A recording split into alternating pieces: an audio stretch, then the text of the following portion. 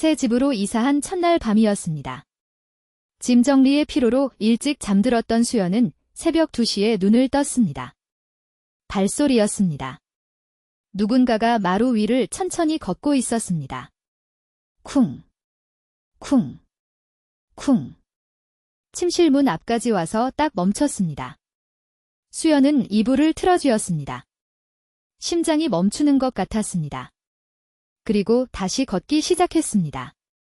부엌으로, 복도로, 계단 위로. 불을 켰습니다. 아무도 없었습니다. 남편 민주는 아무것도 모른 채 코를 골고 있었습니다. 그 발소리는 그날 이후 매일 밤 들렸습니다. 단 하루도 빠지지 않고. 그리고 그 발소리의 주인이 누구인지 알게 된 날. 수연은 남편의 얼굴을 새로운 눈으로 바라봤습니다. 공포보다 더 차가운 무언가가 가슴을 파고들었습니다. 수연과 민준이 이 집을 처음 본 건 이사 2달 전이었습니다. 서울 외곽의 낡은 단독주택. 마당에는 이름 모를 풀이 무릎까지 자라 있었고 외벽 페인트는 군데군데 벗겨져 있었습니다. 사흘째 밤이 됐습니다. 발소리는 멈추지 않았습니다. 수연은 낮에 혼자 집 안을 돌아봤습니다. 민준이 출근하고 난 뒤였습니다. 아무것도 없었습니다. 이 집에서 발소리가 날 만한 이유를 찾을 수 없었습니다. 마루는 오래됐지만 무너질 정도는 아니었습니다. 배관도 멀쩡했습니다. 그런데 거실 창가 한 귀퉁이에서 이상한 것을 발견했습니다. 마루에 다른 자국이 있었습니다. 오랫동안 같은 자리에 서 있었던 것처럼. 그 자국 앞에는 빛이 가장 잘 드는 창문이 있었습니다. 마당을 내다볼 수 있는 창문이었습니다. 수연은 그 자리에 서봤습니다. 마당이 한눈에 보였습니다. 대문도 보였습니다. 누군가가 오랫동안 이 자리에 서서 바깥을 내다봤던 것입니다. 무언가를 혹은 누군가를 기다리면서. 창틀에 작은 유리잔이 하나 놓여 있었습니다. 먼지가 쌓여 있었습니다. 수연이 들어왔을 때부터 있었는데 그냥 지나쳤던 것이었습니다. 잔 안에는 마른 꽃잎 한 장이 들어 있었습니다. 그날 밤에도 발소리가 시작됐습니다. 이번에는 더 천천히 들었습니다. 귀를 기울이니 패턴이 보였습니다. 침실 앞복도를 걸어서 거실을 가로질러 창가로 가서 멈추는 것이었습니다. 그리고 한참을 그 자리에 서 있다가 다시 복도로 걸어오는 것이었습니다. 수연은 조용히 침대에서 나왔습니다. 문을 열었습니다. 발소리가 바로 코앞에서 들렸습니다. 손전등을 켰습니다. 복도는 텅 비어 있었습니다. 하지만 발소리는 분명 거기 있었습니다. 수연의 눈앞에서. 수연이 한 걸음 다가가자 발소리가 멈췄습니다. 수연은 그 자리에 한동안 서 있었습니다. 누구세요? 아무도 대답하지 않았습니다. 하지만 차가운 공기가 수연의 손등을 스쳐 지나갔습니다. 한여름 밤이었는데도. 다음 날 아침. 수연은 민준에게 말했습니다. 나 어젯밤에 문 열고 나갔어. 발소리가 바로 앞에서 났거든. 그래서 아무것도 없었어. 근데 차갑더라고. 여름인데. 민주는 커피잔을 내려놓으며 말했습니다. 환각이야. 수면 부족 때문에. 병원 가봐. 민준아. 나 환각 보는 사람 아니잖아. 수연아. 제발. 발소리 같은 소리 그만해. 이 집에 아무것도 없어. 민주는 가방을 들고 나갔습니다. 문이 닫혔습니다. 집 안에 수연 혼자 남았습니다. 수연은 창가 자국을 다시 바라봤습니다. 거기 서 있었을 누군가를 생각했습니다. 그 사람이 무엇을 기다렸는지. 수연은 핸드폰을 들었습니다. 부동산 앱을 열었습니다. 이 집의 이력을 찾기 시작했습니다. 수연이 인터넷으로 찾은 정보는 많지 않았습니다. 집 등기부 등본을 떼려면 서류가 필요했습니다. 부동산에 전화했더니 중개인은 말을 흐렸습니다. 전화를 끊고 나서 수연은 마당으로 나갔습니다. 이웃집 담장 너머로 할머니 한 분이 화초에 물을 주고 있었습니다. 흰 머리를 단정하게 묶은 70대 할머니였습니다. 안녕하세요. 저 옆집으로 이사 온 사람인데요. 할머니가 고개를 들었습니다. 그리고 이 집을 한번 훑어봤습니다. 아, 이사 왔어요. 언제? 열흘 됐어요. 할머니는 잠시 아무 말도 하지 않았습니다. 그리고 물뿌리개를 내려놓으며 말했습니다. 들어와요. 차 한잔 해요. 강씨 할머니였습니다. 이 동네에서 20년 넘게 살았다고 했습니다. 할머니는 직접 끓인 결명자차를 내놓으며 물었습니다. 잘 지내고 있어요? 네. 그런데 할머니, 혹시 전에 그 집에 사셨던 분 아세요? 할머니의 손이 잠깐 멈췄습니다. 이정희 씨요. 이정희 씨요. 응. 거기서 오래 사셨어요. 혼자서. 이정희. 수연은 그 이름을 마음속으로 반복했습니다. 어떤 분이었어요? 얌전하고 조용한 분이었어요. 어디 아프신지 자주 병원 다니셨고, 밖에 잘 안 나오셨어요. 아들이나 딸이 있으셨나요? 할머니가 잠깐 말을 멈췄습니다. 아들이 있었어요. 같이 살지 않으셨나요? 아니요. 혼자셨어요. 아들은? 수연 씨. 그거 왜 물어봐요? 수연은 솔직하게 말했습니다. 밤마다 발소리가 들려요. 이사 온 첫날부터요. 할머니가 찻잔을 내려놓았습니다. 표정이 굳었습니다. 몇 시예요? 새벽 2시부터 5시까지요. 할머니는 긴 침묵을 지켰습니다. 그리고 말했습니다. 이정희 씨도 그 시간에 걸으셨어요. 수연의 등이 서늘해졌습니다. 무슨 말씀이세요? 그분이 불면증이 심하셨거든요. 밤마다 잠을 못 주무시고 집 안을 걸어 다니셨어요. 매일 밤. 새벽 2시부터 날이 밝을 때까지. 저도 담장 너머로 불빛이 왔다 갔다 하는 걸 봤어요. 수연은 손에 들고 있던 찻잔을 잊었습니다. 그분이 지금 어디 계세요? 할머니는 수연을 바라봤습니다. 그 눈빛에서 답이 보였습니다. 돌아가셨어요. 작년 겨울에. 강씨 할머니는 찻잔을 두 손으로 감쌌습니다. 작년 12월이었어요. 제가 이상하다 싶었어요. 며칠째 불빛이 안 보이더라고. 두드려봤는데 대답이 없고. 그래서 경찰에 신고했죠. 수연은 조용히 들었습니다. 방 안에서 발견됐어요. 쓰러져서. 이미. 며칠이 지난 뒤였어요. 아무도 몰랐나요? 알 사람이 없었어요. 아들이 있는데 연락을 안 하셨으니까? 아니. 못 하셨을 거예요. 할머니의 목소리에 무게가 실렸습니다. 이정희 씨가 이 동네 오신 건 10년쯤 됐어요. 오실 때는 혼자셨어요. 아들 이야기를 가끔 하셨는데 말이 많지 않으셨어요. 그냥 아들이 바쁘다고. 곧 온다고. 아들이 한 번도 안 왔나요? 할머니는 잠깐 망설이다 말했습니다. 처음에는 왔었어요. 이사 오실 때. 짐 나르는 것 도와줬어요.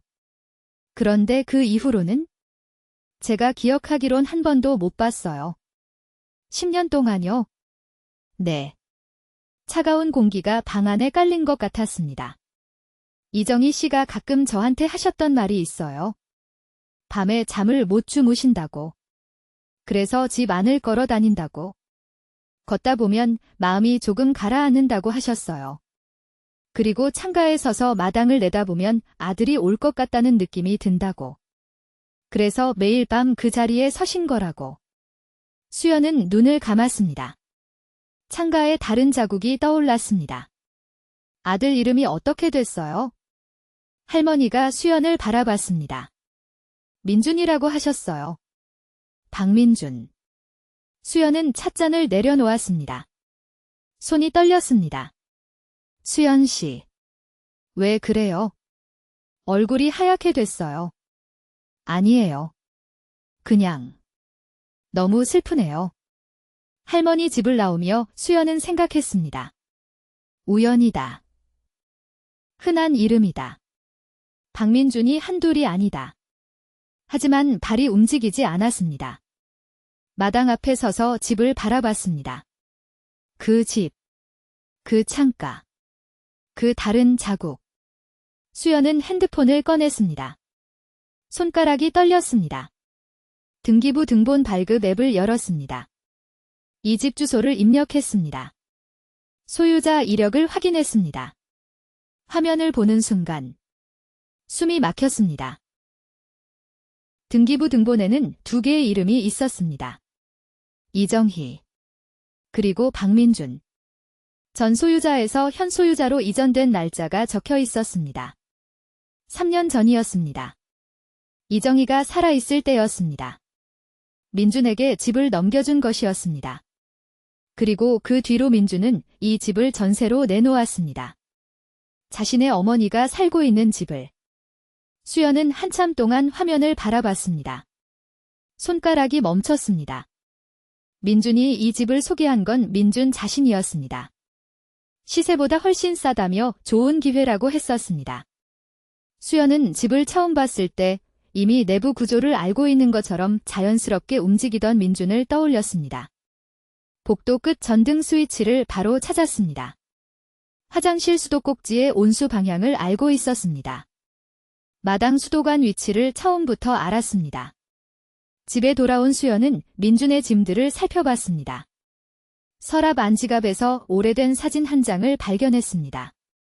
젊은 민준과 여성이 마당에 서 있는 사진이었습니다. 민준은 웃고 있었습니다.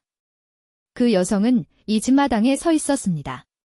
바로 이 마당에. 수연이 매일 보던 그 마당에. 민준이 퇴근에 들어왔습니다. 집에 있었어. 수연은 소파에 앉아 있었습니다. 핸드폰을 손에 들고 응. 밥은? 민준아. 민준이 신발을 벗다가 멈췄습니다. 왜? 이 집. 원래 누구 집이야? 침묵이 흘렀습니다. 민준의 등이 굳었습니다. 천천히 일어나 수연을 바라봤습니다. 무슨 말이야?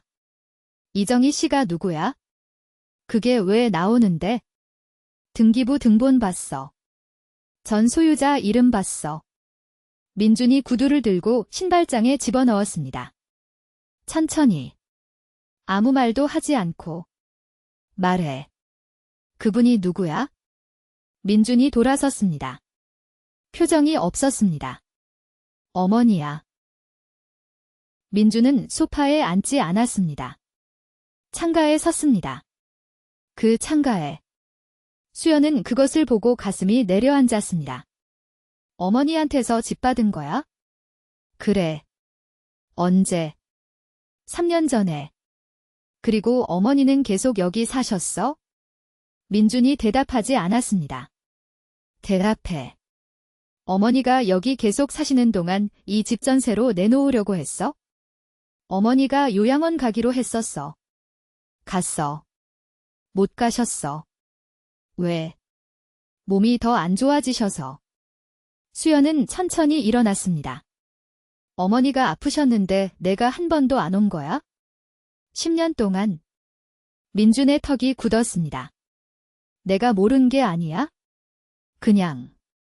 복잡한 사정이 있었어. 복잡한 사정. 어머니가 작년 겨울에 이 집에서 며칠째 쓰러진 채로 계셨어. 알고 있었어. 민준이 고개를 숙였습니다. 대답이 없었습니다. 알고 있었어. 몰랐어. 거짓말. 수연아. 연락도 없이, 보지도 않고. 어머니가 매일 밤 그 창가에 서서 아들 올 것을 기다리셨는데. 10년을. 그러다가 혼자서 이 집에서 돌아가셨는데. 수연의 목소리가 떨렸습니다. 그 발소리가 어머니야? 매일 밤. 그분이 매일 밤 걷던 그 소리야. 민준이 두 손으로 얼굴을 감쌌습니다. 어깨가 떨렸습니다. 나한테 화내지 마. 어머니한테 화내야지. 민준이 고개를 들었습니다. 눈이 붉었습니다. 어머니가 먼저 나를 버렸어. 내가 15살 때. 알아. 그때 어머니가 날 버리고 가셨어. 그래서 10년 동안 모른 척한 거야? 내가 먼저 용서를 구할 이유가 없었어. 그 10년 동안 어머니는 이 창가에서 내가 오기를 기다렸어. 긴 침묵이 집 안을 가득 채웠습니다. 밖에는 어둠이 내려앉았습니다. 수연은 가방을 들었습니다. 나 오늘 친구 집에 있을게. 수연이 짐을 싸러 돌아온 것은 다음 날 아침이었습니다. 민주는 집에 없었습니다. 수연은 붙박이장을 열었습니다. 이정희의 옷들이 아직 거기 걸려 있었습니다. 민준이 버리지 않은 것이었습니다. 아니, 버리지 못한 것이었습니다. 수연은 블라우스 하나를 집었습니다. 접어서 내려놓으려다가 멈췄습니다. 주머니에 뭔가가 있었습니다. 손을 넣었습니다. 작게 접힌 종이 한 장이 나왔습니다. 편지였습니다. 수연은 천천히 펼쳤습니다. 민준에게. 나는 너를 원망하지 않는다.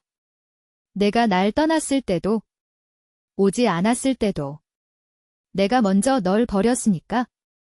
그때 너는 아직 어렸는데. 미안하다. 많이 미안하다. 밤마다 마당을 내다봤다. 내가 언젠가는 올 것 같아서. 기다렸다. 외롭지 않은 척 기다렸다.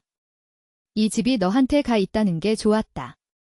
이 집을 통해서 연결돼 있는 것 같아서. 부디 잘 살아라. 그리고 수연이도. 수연이가 좋은 사람인 것 같아서 다행이다. 날짜는 반년 전이었습니다. 수연은 편지를 손에 쥔 채 한참 울었습니다. 그날 밤이었습니다. 수연은 짐을 다 싸지 않고 그 집에서 잠들었습니다.